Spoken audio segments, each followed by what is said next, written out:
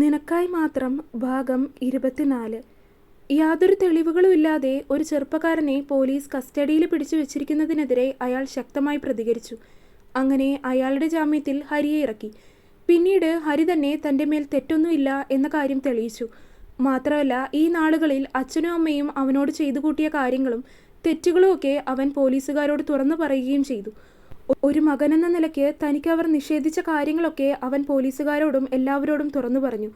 അവർക്ക് താൻ ജനിച്ചപ്പോൾ മുതൽ തന്നോടുള്ള ദേഷ്യവും മറ്റു കാര്യങ്ങളുമെല്ലാം അവൻ ആ നിമിഷം തുറന്നു പറഞ്ഞു. ഇതുവരെ അവൻ ഇക്കാര്യങ്ങളൊന്നും ആരോടും പറഞ്ഞിട്ടുണ്ടായിരുന്നില്ല.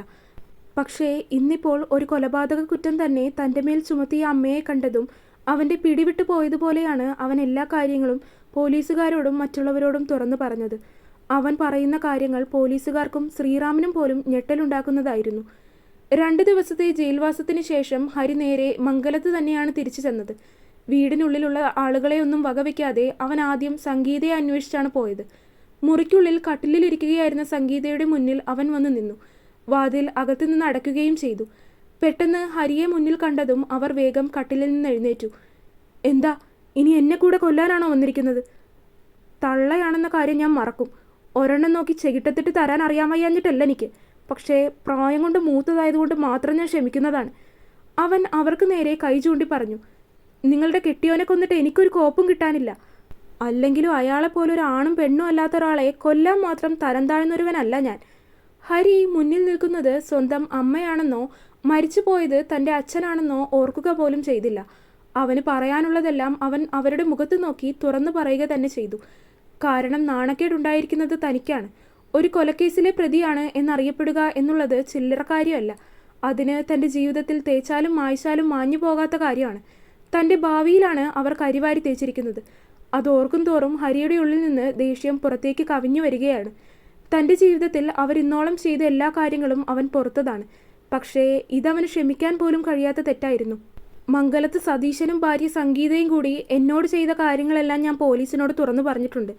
എന്തായാലും നിങ്ങളുടെ ഭർത്താവിനെ ഞാൻ കൊന്നു എന്ന് പറഞ്ഞിട്ട് അതിനനുകൂലമായിട്ട് വലിയ കാര്യങ്ങളൊന്നും സംഭവിച്ചില്ല. പക്ഷേ നിങ്ങൾ എന്നോട് ചെയ്തത് ഇപ്പോൾ എൻ്റെ ഒരു വാക്ക് മതി നിങ്ങളെ പോലീസ് പിടിച്ച് അകത്താക്കാനായിട്ട്." അവൻ അവരെ നോക്കി പുച്ഛത്തോടെ പറഞ്ഞു. അതിൽ സംഗീത ആകെ ഒന്ന് വിരണ്ടു. അവരുടെ മുഖം ഭയം കാരണം ഒന്ന് വിളറി. അത് ഹരിക്ക് എളുപ്പം മനസ്സിലാവുകയും ചെയ്തു.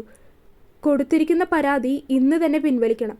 ഇല്ലെങ്കിൽ അഡ്വക്കേറ്റ് ഹരിനാരായണൻ ആരാണെന്ന് സംഗീത അറിയും.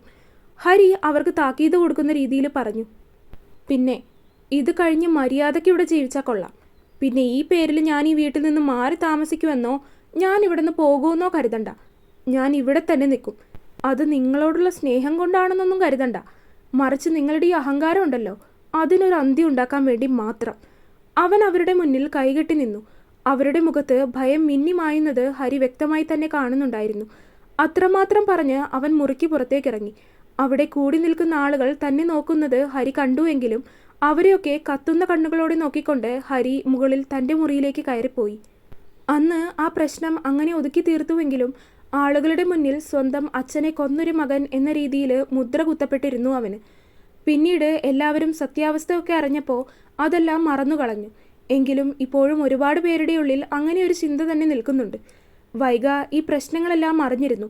എങ്കിലും അവൾക്ക് അവനുമായി സംസാരിക്കാനുള്ള ഒരു അവസരം കിട്ടിയില്ലായിരുന്നു. എന്തായാലും അവൻ അങ്ങനെ ഒരു കാര്യം ചെയ്യില്ല എന്നുള്ളത് വൈഗയ്ക്ക് വല്ലാത്തൊരു ഉറപ്പായിരുന്നു. 2-3 ദിവസങ്ങൾക്ക് ശേഷം വൈഗയെ കണ്ടപ്പോൾ അവൻ ആദ്യം ചോദിച്ചത് വൈഗ കാര്യങ്ങളെല്ലാം വിശ്വസിച്ചിരുന്നോ എന്നായിരുന്നു. പക്ഷേ ഉറച്ച വിശ്വാസത്തോടെയുള്ള അവളുടെ ഇല്ല എന്ന മറുപടിയിൽ ഹരിക്ക് തന്നെ അത്ഭുതം തോന്നിപ്പോയിരുന്നു. അന്ന് തന്നെ വൈഗയോടുള്ള കാര്യങ്ങളെല്ലാം ഹരി തുറന്നു പറഞ്ഞിരുന്നു. അതെല്ലാം അവൾക്ക് വിശ്വാസവുമായിരുന്നു. അങ്ങനെ ഇവിടെയുള്ള ഈ പ്രശ്നങ്ങളെല്ലാം അവൻ ഒരു വിധത്തിൽ ഒതുക്കി തീർത്തു. ആ സ്ഥലത്തിൻ്റെ കാര്യത്തിലും ഒരു തീരുമാനം ഉണ്ടാക്കി.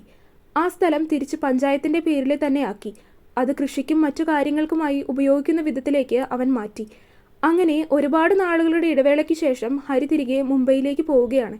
അന്ന് ഹരിയെ സ്റ്റേഷനിൽ നിന്ന് ഇറക്കിയ ശേഷം അവിടുത്തെ പ്രശ്നങ്ങളൊക്കെ ഏകദേശം ഒതുക്കി തീർത്ത് അധികം വൈകാതെ തന്നെ ശ്രീറാം തിരികെ മുംബൈയിലേക്ക് പോയിരുന്നു. അപ്പോൾ തന്നെ എത്രയും വൈകാതെ തന്നെ ഹരിയോട് തിരികെ മുംബൈയിലേക്ക് വരണം എന്ന് പറഞ്ഞിട്ടാണ് ശ്രീറാം പോയത്.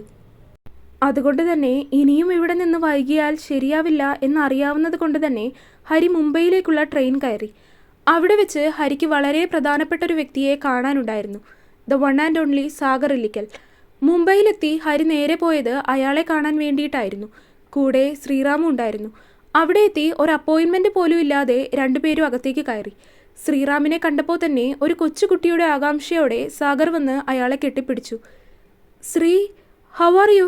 സാഗർ ശ്രീറാമിനെ കെട്ടിപ്പിടിച്ചുകൊണ്ട് ഓരോന്നൊക്കെ ചോദിക്കാൻ തുടങ്ങി. അവർ രണ്ടുപേരും സംസാരിക്കുന്നത് ഹരി വെറുതെ നോക്കി നിന്നു. അവരുടെ സംസാരത്തിനിടയിലേക്ക് ഒരു കരടായിട്ടെന്നതുപോലെ വലിഞ്ഞു കയറാൻ അവൻ ആഗ്രഹിച്ചിരുന്നില്ല.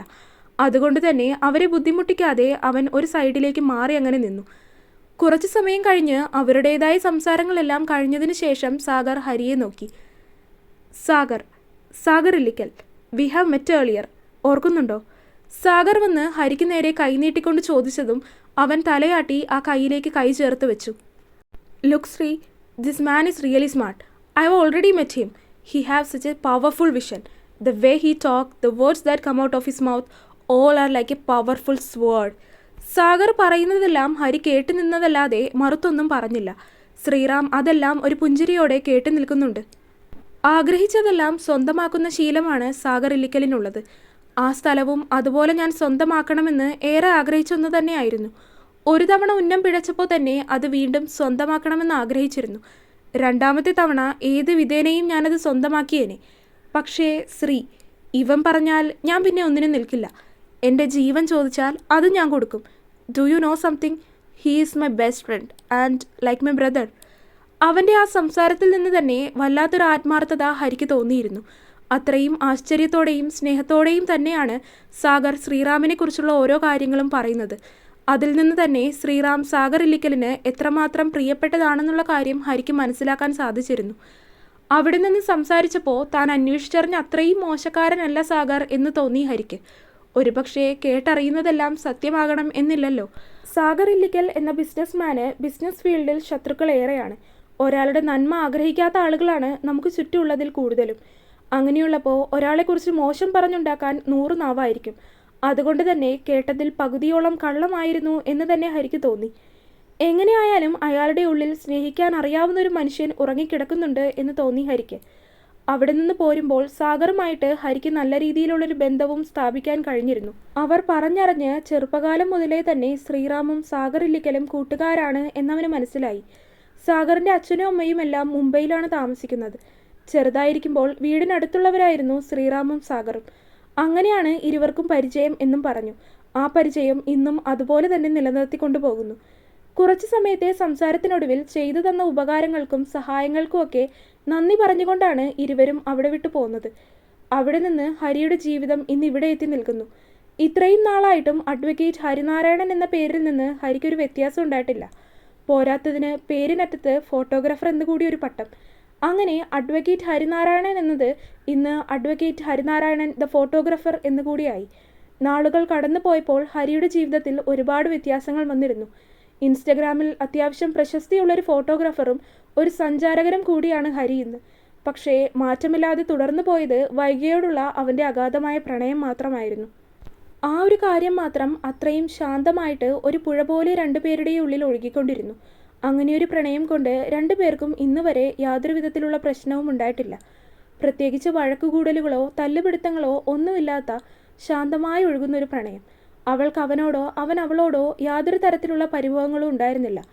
രണ്ടുപേരും അത്രയും പരസ്പരം മനസ്സിലാക്കിയായിരുന്നു പ്രണയിച്ചിരുന്നത്. വർഷങ്ങൾ കഴിഞ്ഞു പോകും തോറും ആ പ്രണയബന്ധത്തിൻ്റെ ആഴം കൂടി വന്നു. ഇന്നിപ്പോൾ രണ്ടുപേരും പരസ്പരം അത്രമാത്രം അടുത്തു പോയിരിക്കുന്നു. ഇനി ഒരിക്കലും വേർപിരിയാൻ കഴിയാത്തത്രയും ആഴത്തിൽ. ഇന്നിപ്പോൾ അവൻ്റെ ഓർമ്മകളിൽ പോലും അച്ഛനോ അമ്മയോ ഇല്ല. മുഴുവൻ നിറഞ്ഞു നിൽക്കുന്നത് അവൻ്റെ വാവ മാത്രമാണ്. അവളെ കാണുന്നതിന് വേണ്ടി മാത്രമാണ് അവൻ നാട്ടിലേക്ക് എത്തുന്നത്.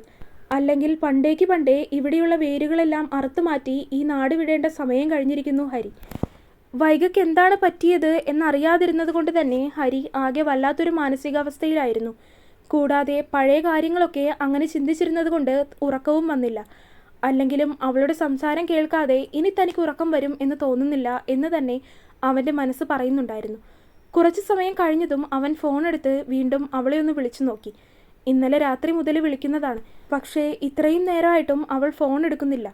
ഇനി എന്തെങ്കിലും അരുതാത്തത് സംഭവിച്ചിട്ടുണ്ടാകുമോ എന്ന് പോലും അവൻ്റെ മനസ്സൊരു നിമിഷം ചിന്തിച്ചു പോയി. ഇരുന്നിട്ട് ഇരുപ്പുറയ്ക്കാത്തതുപോലെ വന്നതും വെറുതെ അവളുടെ വീടിന് മുന്നിലൂടെ ഒന്ന് പോയി നോക്കാം എന്ന് കരുതി ഹരി വണ്ടിയുമായി ഇറങ്ങി. അത് കരുതി അവൻ്റെ മുറിയിൽ നിന്നിറങ്ങിയപ്പോൾ സംഗീതയുടെ മുന്നിലായിരുന്നു വന്നു പെട്ടത്. പക്ഷേ അവരെന്നൊരാളെ കണ്ടതായി പോലും ഭാവിക്കാതെ ഹരി നേരെ പുറത്തേക്കിറങ്ങുകയാണ് ചെയ്തത്. ഹരി വണ്ടിയിലേക്ക് കയറി വണ്ടി സ്റ്റാർട്ടാക്കാൻ തുടങ്ങിയപ്പോഴേക്കും അവൻ്റെ ഫോണിലേക്ക് തിരികെ ഒരു കോള് വന്നിരുന്നു. നോക്കുമ്പോൾ പരിചയമില്ലാത്ത നമ്പറിൽ നിന്നാണ്. പക്ഷേ ട്രൂ കോളറിൽ വൈശാഖ് സുധീരൻ എന്ന പേര് തെളിഞ്ഞു വന്നതും എന്തോ അരുതാത്തത് സംഭവിച്ചിട്ടുണ്ട് എന്ന് തന്നെ അവൻ്റെ മനസ്സുറപ്പിച്ചു പറഞ്ഞു. ഇന്നല്ലെങ്കിൽ നാളെ എല്ലാവരും എല്ലാം അറിയേണ്ടതാണ്. ഈയൊരു പ്രശ്നം എന്തായാലും ഉണ്ടാകും എന്നത് രണ്ടുപേർക്കും ഒരുപോലെ പ്രതീക്ഷിച്ചിരുന്നതുമാണ്. അതും വൈകാതെ തന്നെ.